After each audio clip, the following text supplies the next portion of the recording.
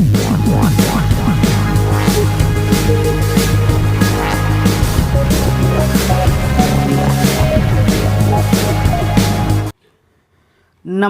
विद्यार्थी मित्रांनो, स्वागत आहे तुमचं आपल्या लाडक्या क्रिएटिव्ह मराठी या चॅनलमध्ये। तर पहा, लाडक्या विद्यार्थ्यांसाठी आपण इयत्ता 10वी विषय आहे गणित विभाग 2 आणि ही जी प्रश्नपत्रिका आहे ही सराव प्रश्नपत्रिका 2025-26 आहे, लेटेस्ट। किती मार्काची प्रश्नपत्रिका असणार आहे, त्याचबरोबर किती वेळ असणार आहे, यातले कोणते कोणते IMP प्रश्न तुम्हाला बोर्ड परीक्षेसाठी विचारले जाऊ शकतात, त्याचा देखील आपण या व्हिडिओमध्ये विचार करणार आहोत। त्याचबरोबर तुम्हाला एक पेन्सिल किंवा पेन आणि वही घेऊन बसायचं आहे का, कारण आपण या ठिकाणी पाहणार आहोत की IMP प्रश्न कोणते कोणते विचारले जाऊ शकतात, कोणता प्रश्न सोपा असतो, कोणता प्रश्न कसा सोडवायचा, कोणत्या प्रश्नावरती जास्त फोकस करायचा, भर द्यायचा, तेच आपण आजच्या व्हिडिओमध्ये जाणून घेणार आहोत। परंतु तत्पूर्वी आपण जर 10वीचे विद्यार्थी असाल किंवा 12वीचे विद्यार्थी असाल आणि आपण जर पहिल्यांदा या चॅनलवरती आला असाल तर नक्कीच चॅनलला सबस्क्राईब करून घ्या आणि बाजूची बेल आयकॉन देखील ऑलवरती सेट करून घ्या, कारण जेव्हा पण मी 10वी आणि 12वीच्या रिलेटेड नवीन व्हिडिओ घेऊन येईल त्याची नोटिफिकेशन सर्वात अगोदर तुम्हाला येईल आणि तो व्हिडिओ तुम्ही पाहू शकता। तर पहा विद्यार्थी मित्रांनो, आपल्या चॅनलवरती असेच शैक्षणिक व्हिडिओ पाहायला मिळत असतात, तर नक्कीच याबद्दल तुमचे काही ओपिनियन असतील, मत असेल तर तुम्ही नक्की मांडा। त्याचबरोबर तुम्हाला कोणत्या प्रश्नाचे उत्तरं येत नाहीत, तुम्हाला कोणत्या प्रश्नाचे सॉल्युशन पाहिजे आहेत, उत्तरं पाहिजे आहेत, ते देखील कॉमेंटमध्ये सांगायला विसरू नका। आणि ह्या प्रश्नाच्या ही जी प्रश्नपत्रिका आहे, या प्रश्नपत्रिकेचे जरी तुम्हाला उत्तर पाहिजे असेल तर नक्कीच कॉमेंट करा। जवळपास तुम्ही लाईक करत चला, कारण लाईक केलं आमचा मोटिवेट वाढतो आणि पुढील व्हिडिओ बनवण्यासाठी आम्हाला एक उत्साह मिळतो। तर चला विद्यार्थी मित्रांनो, आजच्या व्हिडिओला आपण या ठिकाणी सुरू करूयात। कोणताही वेळ वाया न घालवता चला तत्पूर्वी व्हिडिओला लाईक करून घ्या आणि आपल्या फ्रेंड सर्कलमध्ये शेअर करून टाका। आजचा महत्त्वाचा व्हिडिओ आहे, सुरू करूयात। तर पहा विद्यार्थी मित्रांनो, सर्वप्रथम 10वी आणि 12वीची बोर्ड परीक्षा जी आहे ती आता चालू झाली आहे। सर्व 10वी आणि 12वीच्या विद्यार्थ्यांसाठी ही एक आनंदाची बातमी म्हणता येईल। पुढील भविष्यासाठी विद्यार्थ्यांसाठी शुभेच्छा देतो आणि या ठिकाणी आपण सुरुवात करू या व्हिडिओला। तर पहा, आता 10वी आणि आपला आजचा विषय आहे गणित भाग 2 सराव परीक्षा, पहिली 25 ते 26 वेळ असणार आहे आपल्याला या पेपरसाठी 2 तासाचा। आणि या ठिकाणी ही जी गुण आहेत हे गुण असणार आहे आपल्याला 40। याच्यामध्ये 40 मार्काची ही प्रश्नपत्रिका का अशी आहे, तर याच्यामध्ये आपण थोडक्यात समजूया। गणित भाग 1 असा तुम्हाला एक आहे, हा आहे 40 गुणांसाठी आणि गणित भाग 2 आहे 40 गुणांसाठी। असे टोटल तुम्हाला बोर्ड पेपरसाठी 80 गुणांचा हा पेपर असणार आहे, हे लक्षात घ्यायचं आहे विद्यार्थी मित्रांनो। आणि कोणता प्रश्न कशा पद्धतीने विचारला जाऊ शकतं ते आपण या ठिकाणी पाहणार आहोत। तर आपल्याला टोटल पेजेस या ठिकाणी 4 असणार आहेत, गुण असणार आहेत 40 आणि काही महत्त्वपूर्ण सूचना असतात त्या वाचायला विसरू नये, महत्त्वपूर्ण आहे, वाचू आपण या ठिकाणी। काय तर पहा, गणकतंत्राचा यंत्रणाचा वापर करता येणार नाही, म्हणजे काही बरेचसे विद्यार्थी जे असतात कॅल्क्युलेटरचा वापर करत असतात आणि किंवा परीक्षा संदर्भात ते कॅल्क्युलेटर देखील गणित जसं की गुणाकार असेल, भागाकार असेल, वजाबाकी, बेरीज जे काय असेल ते गणित करण्यासाठी काही विद्यार्थी कॅल्क्युलेटरचा वापर करत असतात। परंतु ही जी बोर्ड परीक्षा आहे ही महाराष्ट्र स्टेट बोर्ड परीक्षा आहे इयत्ता 10वी आणि 12वीच्या विद्यार्थ्यांसाठी। आणि हा जो पेपर असतो गणित भाग 1 असो किंवा गणित भाग 2 असो, हे जे पेपर असतात हे संपूर्ण आपल्या बुद्धिमत्तेने, आपल्या जो आपण अभ्यास करतो वर्षभरात त्या अभ्यासावरती हे पेपर आपल्याला सोडवायचे असतात। त्यामुळे इथे बोर्ड परीक्षेसाठी जो कॅल्क्युलेटर असतो किंवा त्याला आपण मराठीमध्ये म्हणतो गणकयंत्र, त्याचा वापर या ठिकाणी तुम्हाला करता येणार नाही, याची सर्व विद्यार्थ्यांनी काळजी घ्यायची आहे। दुसरा प्रश्न आहे, म्हणजे दुसरी महत्त्वाची सूचना आहे, प्रश्नांच्या उजवीकडील संख्या पूर्ण गुण दर्शवितात। पहा विद्यार्थी मित्रांनो, जेव्हा पण तुम्ही प्रश्नपत्रिका वाचाल सर्वप्रथम आपण काय करायचं आहे, स्टेप लक्षात ठेवायचं आहे। तुम्हाला प्रश्नपत्रिका हातात दिल्या तुम्हाला सर्वप्रथम वाचून काढायचं आहे कोणता प्रश्न महत्त्वाचा आहे, कोणत्या प्रश्नाला किती गुण आहेत, कोणता प्रश्न अतिशय इम्पॉर्टंट आहे, कोणते प्रश्न येतात, कोणते प्रश्न येत नाहीत, हे आपल्याला सर्वप्रथम एक 5 ते 10 मिनटात सर्वप्रथम वाचून घ्यायचं आहे आणि त्यानंतर आपल्याला उत्तर लिहायला सुरुवात करायची आहे. आता काय होतं, हे प्रश्नांच्या उजवीकडील संख्या पूर्ण गुण दर्शवतात.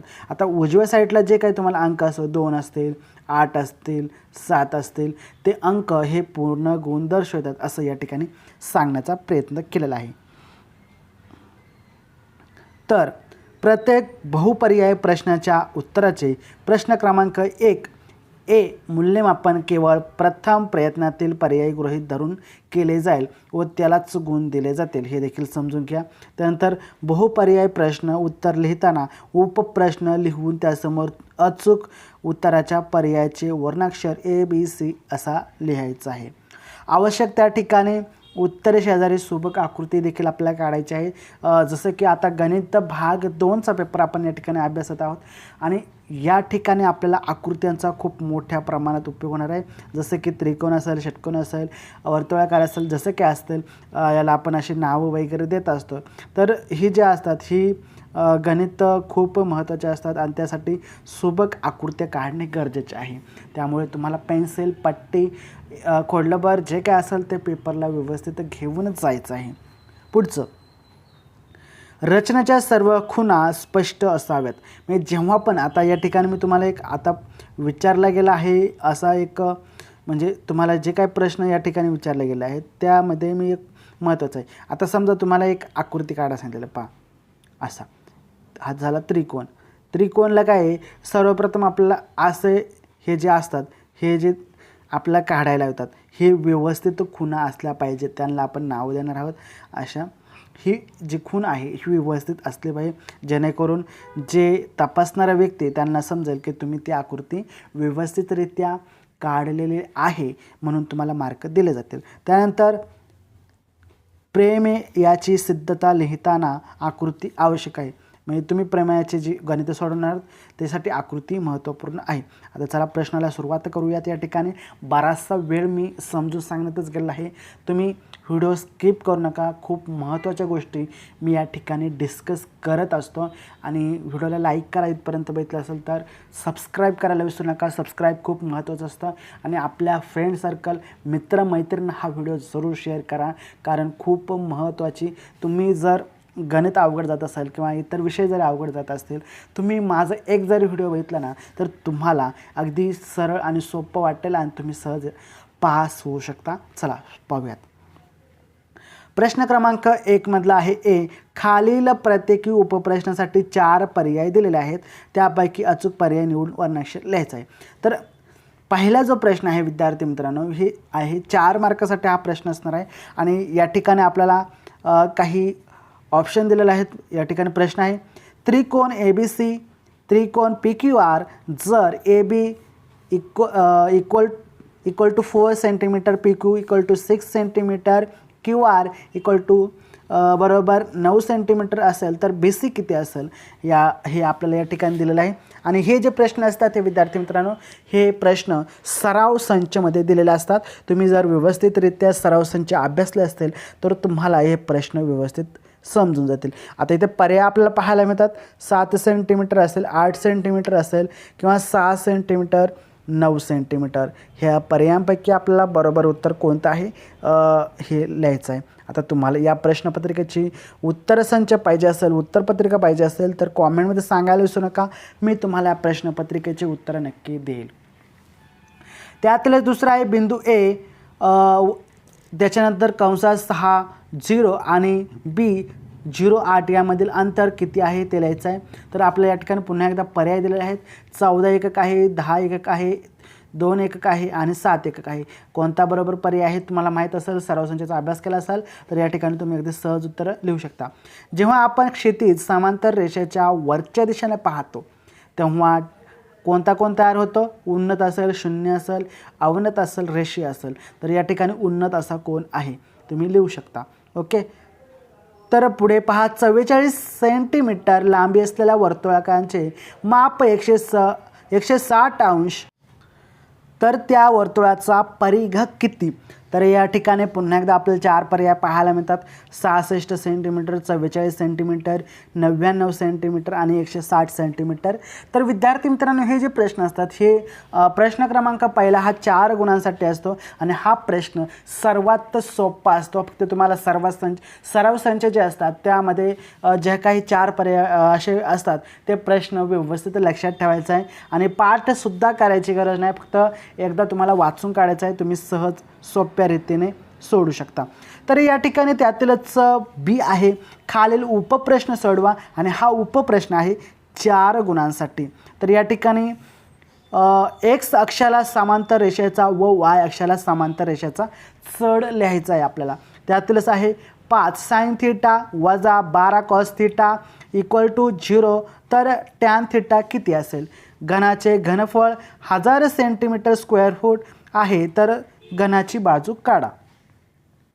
4 सेंटीमीटर लांबीची रेख ए बी काढा आणि रेख ए बीचा लंब दुभाजक काढा. या ठिकाणी आकृती आपल्याला काढायचे आहेत आणि हे प्रश्न याच्यामधील हे जे आहेत हा पहिला IMP आहे. त्यानंतर दुसरा देखील IMP प्रश्न असणार आहे आणि हे 2 IMP प्रश्न असणार आहेत विद्यार्थी मित्रांनो. हे परीक्षेला विचारले जाऊ शकतात, लिहून घेऊ शकता तुम्ही.